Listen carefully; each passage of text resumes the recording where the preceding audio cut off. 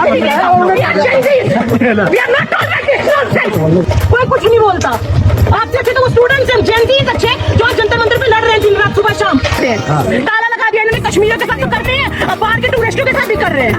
ये बूंदाबांदी गंगा की पवित्रता नहीं, इनकी ओछी सोच का गंदा पानी है जो भारत की सेना को गाली दे रहा है। वो भारत की बदनसीब जैन जी की जवानी है। हेलो नमस्कार, जय हिंद, वंदे मातरम। स्वागत करता हूं आपका आप जीतेंगे पर। प्यारे नौजवान साथियों, हर आदमी आज बहुत खुश हो रहा है क्योंकि कल यूएसए का एम्बेसडर जम्मू कश्मीर में आता है और वहां कहता है कि भारत का इंपॉर्टेंट पार्ट है जम्मू एंड कश्मीर। सब लोग खुश हैं। यही वो आदमी है जो आज से 6-7 महीने पहले कह रहा था भारत के इतने जहाज गिर गए, भारत को यह सोचना चाहिए, भारत को पाकिस्तान में हमला बंद करना चाहिए, भारत को पीओके नहीं लेना चाहिए। यही वो आदमी है। आज इस आदमी ने यह बोला है कि भारत का इंपॉर्टेंट पार्ट है जम्मू एंड कश्मीर, तो बहुत बड़ा तबका खुश हो रहा है। आप कमेंट में एक बात लिखना, क्या इस अमेरिका पर हमको भरोसा करना चाहिए?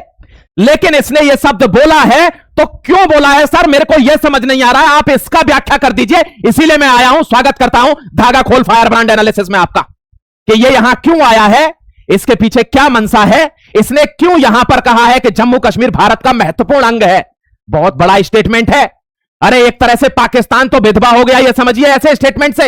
हां, मैं आपको समझाऊंगा प्यारे नौजवान साथी। आपने देखा होगा पहलगांव हमला जब से हुआ है तब से 1000 झूठ बोले हैं अमेरिका ने। किसके साथ बैठकर? आसिम मुनीर और पाकिस्तान के साथ बैठकर भारत के खिलाफ हजारों झूठ बोले हैं। लेकिन आज पाकिस्तान को टेंशन है। क्यों? क्योंकि वही उसका नाजायज बाप पलटी मार गया, धोखा दे गया और आज भारत के फेवर में निर्णय दे रहा है कि जम्मू कश्मीर भारत का अभिन्न मतलब इंपॉर्टेंट पार्ट है, यानी महत्वपूर्ण हिस्सा है। समझिए, यह नहीं कहा है कि भारत और पाकिस्तान को यह कंसर्न सॉल्व करना चाहिए। नहीं, जम्मू कश्मीर भारत का महत्वपूर्ण हिस्सा। इसके पीछे की पूरी कहानी को देख लीजिए, फिर बाद में मत कहना समझाया नहीं। तो देखिए, इंडिया पाकिस्तान टेंशन, ऑपरेशन सिंदूर और पहलगाम टेरर अटैक, तीनों इंटरकनेक्टेड है एक दूसरे से। बहुत ध्यान से आर्टिकल को देखिएगा, इसमें आपके लिए कुछ धागे खोलूंगा। आगे बढ़ने से पहले एक चीज और बताता हूं प्यारे नौजवान, मेरे को कई सारे मैसेज आ रहे हैं, कमेंट में नहीं, व्हाट्सएप में मेरे को मैसेज आ रहे हैं कि सर 3 बड़े हमले होने वाले थे 15 अगस्त को, उनको डिफ्यूज किया गया है, वो मेन स्ट्रीम मीडिया में नहीं आएगा। बहुत सी ऐसी बड़ी बड़ी खबरें हैं जो इंटेलिजेंस एजेंसी अपने दम पर उनको सॉल्व करती है और वो मीडिया में नहीं आती है। क्या यह बात सच है? तो प्यारे नौजवान साथी, इस आर्टिकल में वो भी लेकर आया हूं, बहुत ध्यान से आर्टिकल को देख लेना। इसका जवाब भी दे दूंगा कि इस प्राचीर से जब प्रधानमंत्री बोलता है तो यहां पर कहते हैं कि एक स्नाइपर तैयार था पुरानी दिल्ली में एक ऊंची बिल्डिंग पर, जहां से 700 मीटर से वो स्नाइपर से गोली चलाता, बंदूक से, अपनी कार्ट्रिज से, कैलिबर राइफल से। एक आदमी जो इसके नीचे बॉम्ब प्लांट कर रहा था, जहां स्टेज होती है उसके नीचे, यह भी एक कहानी है, इसका भी सच्चाई आपको बता दूंगा। और तीसरी एक कहानी थी कि उस्मान नाम का एक आदमी जो स्लीपर सेल बनकर एक्सप्लोसिव मटेरियल अपने यहां लेकर उस जनता में शामिल होना चाह रहा था, जो जनता हजारों की संख्या में लाल किले पर खड़ी थी अफरा तफरी के लिए। क्योंकि आईईडी जब विस्फोट होता है तो 50 मीटर की रेंज में बहुत लोगों को नुकसान होता है, मारे जाते हैं। प्यारे भाई, तीनों कहानियां खोलूंगा, ध्यान से देखते रहना, इसमें हर एक चीज लेकर आया हूं आपके लिए। लेकिन सबसे पहले इस भिखमंगे को इतनी टेंशन क्यों हो रही है? क्योंकि अमेरिका जो इसका नाजायज बाप है वो बोल चुका है कि जम्मू कश्मीर भारत का अभिन्न अंग है। जम्मू कश्मीर भारत को बहुत इंपॉर्टेंट है। इसका इनडायरेक्ट मतलब क्या है कि जम्मू कश्मीर भारत का ही है। और ये जो कोई, जैसे ये जो एम्बेसडर है वो केवल भारत के लिए नहीं है, ये साउथ एशिया का एम्बेसडर है। और कोई एम्बेसडर कुछ बात बोलता है तो वो ध्यान रखना, वो देश बोलता है पूरी तैयारी के साथ। तो ये अगर बोला गया है तो इसके पीछे बहुत बड़ी कहानी है, एक एक करके खोल दूंगा। प्यारे नौजवान, आप क्या समझते हो? अमेरिका को हल्के में लेते हो क्या कि भारत में आया, आज उसका दिल पिघल गया कि चलो भारत के साथ खड़े हो जाते हैं, कल को आतंकवाद करना होगा तो पाकिस्तान के साथ खड़े हो जाएंगे, ऐसा चल रहा है क्या? नहीं, बहुत लंबी सोची समझी साजिशें होती हैं, पीछे बहुत बड़ी प्लानिंग होती है। ध्यान से समझने का प्रयास कीजिए। देखिए, ये 2 आदमी है, एक शहजाद भाटी, एक लॉरेंस बिश्नोई। इस मीडिया में भारत में बैठे हुए जो गद्दार हैं, उन दलालों ने यह खबर चलाई थी कि ये दोनों दोस्त हैं, ये दोनों मिले हुए हैं, यह खबर चलाई गई थी। लेकिन इसकी हकीकत आपको खोल दूंगा, इसमें स्लाइड लेकर आया हूं, सबूत के साथ खोलूंगा। प्यारे जवाब ध्यान रखना। देखिए, लोग हल्ला मचा रहे थे कि अमित शाह पार्लियामेंट में नहीं आ रहे, कहां चले गए, कहां नहीं चले गए। आपने देखा होगा मेरे नौजवान, आपसे हाथ जोड़कर भारत की सेना के लिए एक विनती चाहता हूं कि आप एक कमेंट कर देना कि तेरा वैभव अमर रहे, मां हम दिन 4 रहे ना रहे। सल्यूट करिए इन नौजवानों को, सल्यूट करिए उस फोर्सेस को जो इंटेलिजेंस फोर्स है भारत की, कि आज 200 लोग पाकिस्तान के मोहर लगे हुए ऑर्डिनेंस फैक्ट्री के हैंड ग्रेनेड, पिस्टल और आईईडी इंप्रोवाइज्ड एक्सप्लोसिव डिवाइस के साथ 61 लोग उत्तर प्रदेश से, 51 लोग दिल्ली से, 55 लोग हरियाणा से, ये 200 लोग पकड़े गए हैं 14 राज्यों में। 14 राज्यों में 200 लोग। आप समझिए, मैं आपको शहजाद भाटी का वो स्टेटमेंट सुनवा दूंगा जिसमें लॉरेंस बिश्नोई को वो धमकी देता है और कहता है कि थोड़ा सा टाइम और रुक जाओ, टाइम आएगा तुमको पता चल जाएगी, तुम बुलेट प्रूफ गाड़ियों में भी आओगे तो बच नहीं पाओगे। क्यों? यहां आजादी का जश्न मनाया हर देश के हर कोने में, और इन्होंने एक डायलॉग मारा था पाकिस्तान के मंत्री ने कि कुछ दिन रुक जाइए, भारत में मंदिरों की घंटी बजना बंद हो जाएगी। साजिश समझिए, ये कोड वर्ड होते हैं प्यारे जाबाज, मर गए भारत को मिटाने वाले, जब तक ये राष्ट्रवादी जिंदा है भारत के अंदर। आज हमारी इंटेलिजेंस फोर्सेस ने 200 गद्दारों को, आईएसआई के गद्दारों को, जो भारत में बिके हैं, भारत के लोकल हैं, आज उनको पकड़ा गया है और उनकी गर्दनें दबोचकर आज रखी गई हैं। प्यारे भाई, भारत में हर जगह 14 राज्यों में अलग अलग सीरियल ब्लास्ट करा के पूरे भारत में अफरा तफरी का माहौल करने की इतनी बड़ी साजिश थी, वो भी 15 अगस्त वाले दिन। सल्यूट करिए मेरे नौजवान, देखिए मेरे रोंगटे खड़े हुए हैं, क्योंकि मैं जानता हूं कि ये काम इतने आसान नहीं होते कि जहां आदमी की ना पहचान है, ना शिनाख्त है, ना जगह की पता है, और उन 200 लोगों को ढूंढना है कि वो कोई वारदात ना कर दें इतने बड़े देश में, और उनको भी चुन चुन के जो ढूंढ लेते हैं वे आदमी नहीं है यार, वे फरिश्ते हैं इस देश के लिए। वो इंटेलिजेंस फोर्स, वो नौजवान जो सीमाओं पर खड़े हैं और आज भारत में बैठे हुए कुछ गद्दार उनको गाली देते हैं, उन पर लांछन लगाते हैं, जिनकी वजह से आज आप सांस ले पा रहे हो। बहुत शर्मिंदगी आती है इस जवानी पर कि जो जवानी देश के रक्षकों को गाली दे रही है और उसका सपोर्ट हो रहा है देश के अंदर। कहां गया आपका देश प्रेम? ये लोग हैं, इन लोगों ने इनको पकड़ा है रंगे हाथ और भारत को बहुत बड़ी समस्या से बचाया है। अब मैं आपको अमेरिका की कहानी बता देता हूं, ध्यान से सुनिएगा कि पहलगाम फैक्टर क्यों इंपॉर्टेंट है। कि पहलगाम के बाद जब ऑपरेशन सिंदूर होता है, और ऑपरेशन सिंदूर में जब छट्टी का दूध याद दिलाया जाता है, आपने कमेंट सेक्शन में लिखा है कि सर आप अपनी जवानी सुना दीजिए ऑपरेशन सिंदूर की कहानी, जो एक्सक्लूसिव हुई है डिस्कवरी चैनल पर। मैं सुना दूंगा नौजवान, उस रिसर्च में मेरे को थोड़ा टाइम लगेगा, पूरे मेरे को टेम्पलेट्स लगाने पड़ेंगे, क्योंकि आपको अच्छे तरीके से एक एक चीज उसमें सुनाकर जाऊंगा, और आपके रोंगटे खड़े ना हो जाएं भारत देश के गर्व में। तो मेरा नाम बदल देना यार, मैं ऐसे ही एनालिसिस नहीं करता प्यारे भाई, ध्यान रखना। देखिए, आज अमेरिका का मतलब है भारत से, वो जानता है कि अमेरिका यूनाइटेड नेशंस के साथ कोऑपरेट करता है, कोई दिक्कत नहीं है। यूके के साथ, पूरे यूरोपियन यूनियन के साथ उसकी डील है, जर्मनी के साथ उसकी डील है, इजराइल के साथ उसकी डील है, फ्रांस के साथ उसकी डील है, जापान के साथ उसकी डील है, जरूरत पड़ रही है तो चाइना के साथ भी उसकी डील है।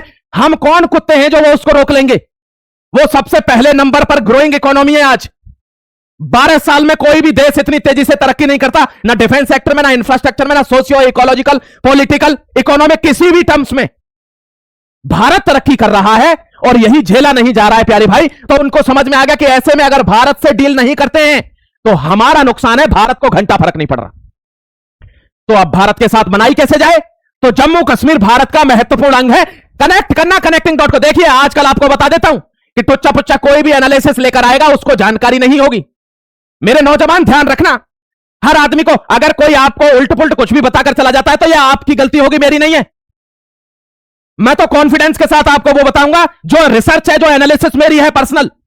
यहां पर अमेरिका को नुकसान है, भारत को कोई नुकसान नहीं है। भारत पूरी दुनिया से, अभी एक रिपोर्ट आपने देखी होगी, न्यूयॉर्क में एक रिपोर्ट आई है, न्यूयॉर्क टाइम्स में, जिसमें 42 देशों का सर्वे किया गया है, 50,000 से ज्यादा ऊपर लोगों पे, और उसमें भारत की छवि को 79% लोगों ने जय हिंद किया है। 79%, 79 प्यारे भाई, 79% देश को लोग प्रेज कर रहे हैं 42 अलग अलग देशों में, और घर में बैठे हुए कुछ गद्दार हमारे देश की छवि को खराब करना चाहते हैं कि देखिए साहब यहां पे स्कूल नहीं है, देखिए यहां पे विश्वविद्यालय नहीं है, देखिए आर्मी के लिए रडार बना रहे हैं, यहां पे रोड नहीं है।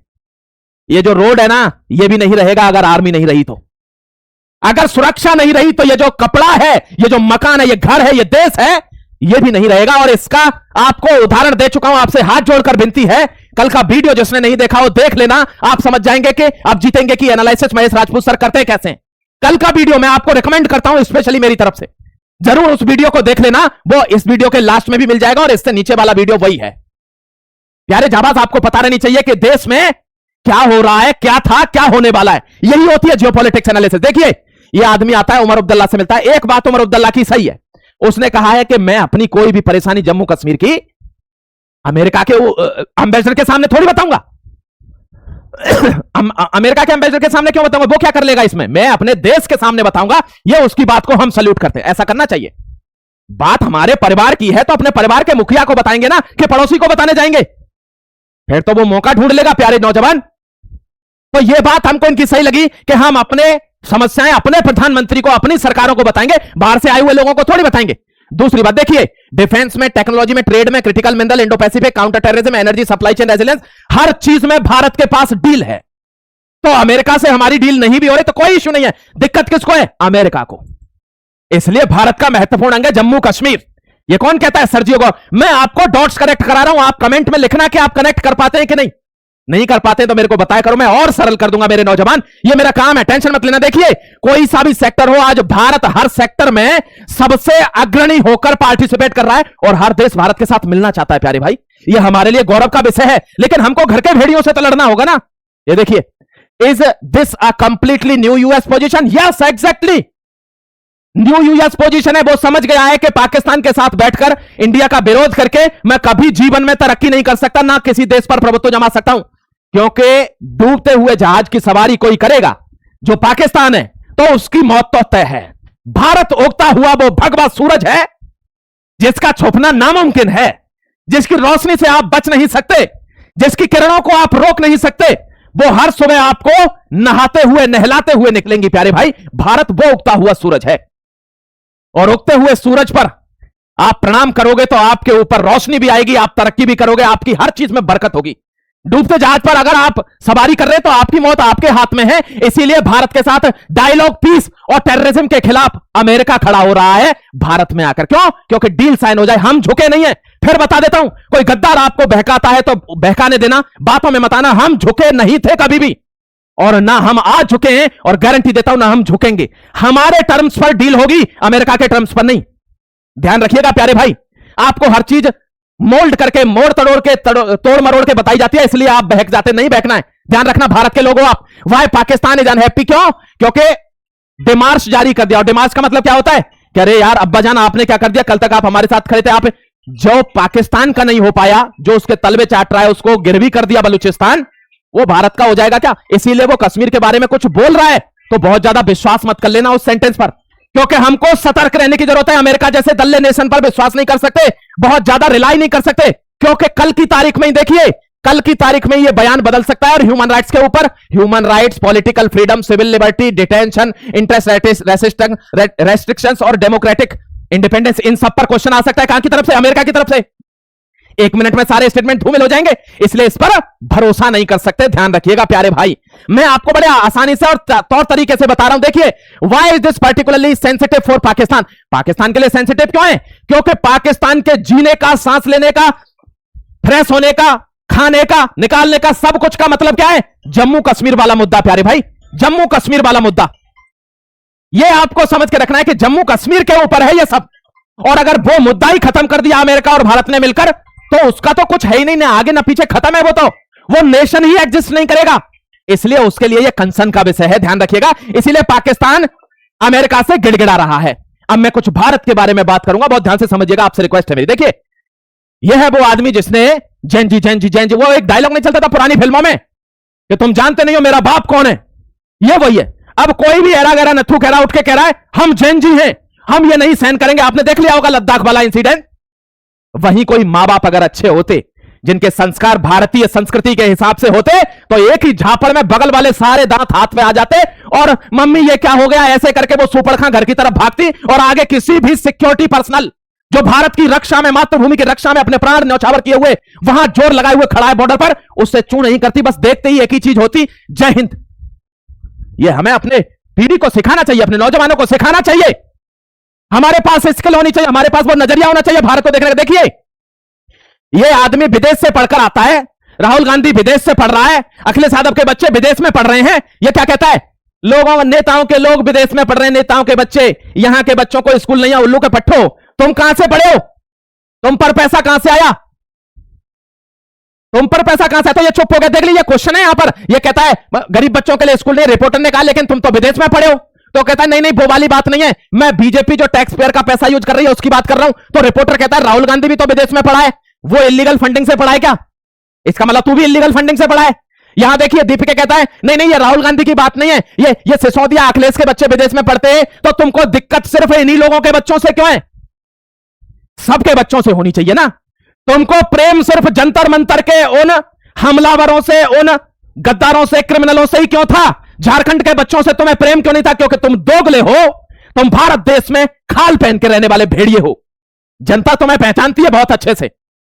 जो आदमी उमर खालिद का, शर्जील इमाम का, याकूब मेनन, जो आदमी अफजल गुरु, जो आदमी कॉमरेड हिडमा, जो आदमी नक्सलियों का सपोर्ट कर देता है, उसको जनता भारत की जानती है, उसको राष्ट्रवादी जानता है, तुमको सबक सिखाने के लिए रेडी है। तुम हल्के में मत लेना आप भारत की जनता को। देखिए प्यारे भाई, यही है वो जंजीस पर जम्मू कश्मीर का जो मुख्यमंत्री है वो भी कह गया कि ये नारा तो ऐसे हो गया है जेंजी वाला, जैसे पुरानी फिल्मों में कह देते तुम जानते नहीं हो मेरा बाप कौन है। अंगूठा छाप आदमी अपने बाप का हवाला देता था कि तुम जानते नहीं हो मेरा बाप कौन है। आपके बच्चे ऐसे ना हो जाए, आपकी जनरेशन ऐसे गड्ढे में ना गिरे जो माता पिता के सम्मान को भी दांव पे लगा दे, मातृभूमि की रक्षकों की इज्जत ना जाने। ऐसा मत होने देना प्लीज। आपसे रिक्वेस्ट करता हूं प्यारे नौजवान साथी, मैं कभी रिक्वेस्ट नहीं करता, अपने कॉन्फिडेंस पर रिक्वेस्ट करता हूं। डिस्क्रिप्शन में नीचे लिंक दिया हुआ है अब जीतेंगे एप्लीकेशन का। मैं एक प्रोग्राम अपने बड़े बुजुर्गों के लिए भी बना रहा हूं। मैं आपसे रिक्वेस्ट करता हूं, उसको अभी नहीं बता सकता, मैं उस पर काम कर रहा हूं, बहुत जल्दी उसको लेकर आऊंगा और आप गर्व महसूस करेंगे कि यह सर्विस टू द नेशन है। हमेशा हमको इस अंधी दौड़ में नहीं दौड़ना, हमको भारत को ऊपर लेके जाना, और भारत को ऊपर लेके जाने पर चैलेंज लगता है, और यह चैलेंज है कि आज 10-10, 20-20, 30-30, 50-50, 1-1 लाख के कोर्स जो बिकते हैं, आज उनको चैलेंज है प्यारे दोस्त। आप अब जीतेंगे का एप्लीकेशन डाउनलोड करिए, नीचे डिस्क्रिप्शन में सारा लिंक है। आपको यह फ्यूचर रेडी किड्स प्रोग्राम दिखेगा, क्योंकि ध्यान रखना, पेड़ को हम बड़ा करेंगे, पेड़ अपने आप से बड़ा होगा तो किधर भी कहीं भी जा सकता है, इसलिए हमको उस लता पता को बड़ा करना है। यह हमारा कर्तव्य है भारतवासी होने के नाते। ओनली मंथली 199 रुपीज मंथली, और डायरेक्ट किसी को मिलता नहीं है यह कोर्स।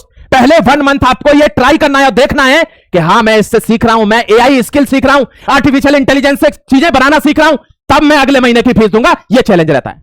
अगर आपको कोई भी दिक्कत आती है, नंबर मैंने दिया हुआ है, इस नंबर पर आप कॉल कर सकते हैं प्यारे भाई, 7330308025। आप इस पर कॉल कीजिए। समझ गए? अपने बच्चे के भविष्य को सुधारने की जिम्मेदारी हमारी है। ध्यान रखना मेरे प्यारे नौजवान। देखिए, मैं बाहर वालों से लड़ लूंगा, आप भी लड़ लेंगे, चलिए बाहर वालों से हम लड़ लेते हैं, लेकिन जो जनरेशन हमारे देश के अंदर है उससे कैसे लड़ेंगे? उसको तो हमें संस्कार देकर ही लड़ा जा सकता है। देखिए, ये हाफिज के सामने साहिब लगाते हैं जुडिशियल किलिंग, जो याकूब मेनन है, यहां पर ये ओसामा के सामने जी लगाते हैं, ये जाकिर नायक को मसीहा बताते हैं शांति का, वही जो भारत से फरार है, जो कन्वर्जन का मसीहा है। ये देखिए इशरत जहां जो कहती है कि कारगिल में मेरे पापा को पाकिस्तानियों ने नहीं मारा, कारगिल में मेरे पापा को युद्ध ने मारा है। थू है ऐसी संतान पर जो अपने बाप की शहादत को लजा दे, थू है ऐसी संतान पर कि मेरे बाप को युद्ध ने मारा है, पाकिस्तान ने नहीं मारा। हम उस भारत माता के शेर हैं जिसमें महाराणा प्रताप ने अपनी तलवार से बीच में से चीर दिया था हाथी समेत अपने दुश्मन को, और तुम कहते हो हमारे पापा को युद्ध ने मारा है। तुम दुश्मन के सामने सरेंडर करते हो। ये देखिए, बुरहान वानी को मिसगाइडेड यूथ बताते हैं ये लोग। ये देखिए, जो अफजल गुरु था जिसने कबूल किया टीवी पर कि ये जो संसद का हमला था इनकी सहायता कौन कर रहा था, कि सर उनका पूरा ऑपरेशन मैं सहायता कर रहा था, उसको फांसी होती है तो जेएनयू में नारे लगते हैं कि अफजल हम शर्मिंदा है, तेरे कातिल जिंदा है। ये भारत के लिए शर्मनाक, ये भारत की जवानी देखिए किस तरफ मुड़ गई है। लेकिन ऐसा नहीं है कि सारी जवानी मुड़ गई है, भारत में आज भी राष्ट्रवादी जिंदा है। आपको दिख जाएगा आप जीतेंगे की फैमिली में आइए एक बार, आपको कमेंट में दिख जाएगा कि भारत में कैसा राष्ट्रवादी रहता है। प्यारे नौजवान, सारे लोग एक जैसे। देखिए, ये कहता है असम को भारत से अलग करना हमारी जिम्मेदारी है, क्योंकि वो चिकन नेक से काटना है। मर गए तेरे बाप दादे। ये देखिए, कोई दिमागी नक्सल पूछे ना कौन है दिमागी नक्सल? ये है दिमागी नक्सल, जो शहीद आजम भगत सिंह को, जिन्होंने सर्वस्व बलिदान कर दिया 23 साल की उम्र में, और उसका बराबरी कराते हैं एक आतंकवादी जैसे आदमी से, उमर खालिद से, जो भारत तेरे टुकड़े होंगे के नारे लगाता है। देखिए भारत की कैसी विडंबना। This is the irony of the country that we are withholding और withstanding such kind of scoundrels. हम ऐसे लोगों को, सुअरों को पाल रहे हैं। देखिए आप, ये देखिए यासीन मलिक, और इसके साथ है ये अरुंधति, और ये वही औरत है जो जंतर मंतर पर बैठकर यहां इनका सपोर्ट कर रही थी और ताली बजा रहा था वो दिपके। ये प्यारे भाई, अभी भी भारत की जनता नहीं समझती है कि ये मानसिकता क्या है। देखिए, नक्सल की मानसिकता, जो शहीद आजम भगत सिंह को उमर खालिद से कंपेयर करते हैं, और ये सरकार के, मेरे सोच के मैं टेंशन में आ जाता हूं कि क्या गुजरी होगी कश्मीरी हिंदुओं पर 1990s में। प्यारे नौजवान साथी, क्या गुजरी होगी? क्यों? क्योंकि इनकी सरकार थी केंद्र में भी और राज्य में भी। वो तो बिल्कुल असहाय हो गए होंगे कि हम किसके पास जाएं, कहां बचें, क्या करें। रालेब गलेब सलेब के नारे लगे थे वहां पर। कि छोड़ो, कन्वर्ट हो जाओ वरना मारे जाओगे। आप सोच के देखिए भारत पर कितने जख्म हैं, भारत माता पर इतने जख्म हैं कि आप उसकी कहानी भी सुनेंगे ना तो आपकी रूह थर्रा जाएगी मेरे प्यारे भाई। लेकिन प्रॉब्लम क्या है? प्रॉब्लम यह है कि आप नरेटिव में फंस जाते हैं। यह आदमी जो भारत के हर मंदिर में, हर कोने में स्वतंत्रता दिवस के दिन 200 आतंकवादी छोड़कर विस्फोट कराने वाला था, इसको रोका गया है भारत की एजेंसियों के द्वारा। क्या उन्होंने आके आपसे पैसे मांगे कि हमने आपको इतने बड़े आतंकवादी हमले से बचा दिया, देश को बर्बाद होने से बचा दिया, हमको पैसे दो, हमको भीख मांगो? आए कोई? क्योंकि वे राष्ट्र के प्रति सेवा कर रहे हैं। They are doing their service towards the nation. वे राष्ट्र के लिए सेवा कर रहे हैं। और ये शहजाद भाटी जैसे गुंडे, ये वीडियो कॉल पर बात करता है लॉरेंस बिश्नोई से, पता है क्या बात करता है? ये खबर फैलाई जाती है कि दोनों दोस्त हैं। ये वीडियो कॉल पर, इसकी कॉल डिटेल आउट है, ये वीडियो कॉल पर उसको धमकी देता है कि तू बच नहीं पाएगा, तू बच नहीं पाएगा, क्योंकि डॉन मैं सबसे बड़ा हूं। इनमें गैंगस्टर वॉर है। और वॉर क्या है असली? यही कि ये धमकी दे रहा था कि भारत को दहला दूंगा, और ये कह रहा था कि अगर मां का दूध पिया है तो कुछ भी करके दिखा दे। और अमेरिका बिश्नोई को क्यों मांगता है? आपने कभी सोचा है? ये रीजंस है कि why America is demanding बिश्नोई's extradition. मेरे नौजवान साथी ध्यान रखना, आप जीतेंगे। ये कोई ऐसे ही खोला हुआ मेरा प्लेटफॉर्म नहीं है, यह भारत जागृति का प्लेटफॉर्म है। और जब तक मेरे पास ताकत है, मैं हर राष्ट्रवादी को जगाता रहूंगा। भारतवर्ष की सेवा में यह तन मन धन से समर्पित रहेगा। जय हिंद, वंदे मातरम। जुड़े रहिए, आप जीतेंगे से जुड़कर सब्सक्राइब करके। फिर मिलता हूं एक और धागा खोल एनालिसिस में। जय हिंद, वंदे मातरम। God bless you.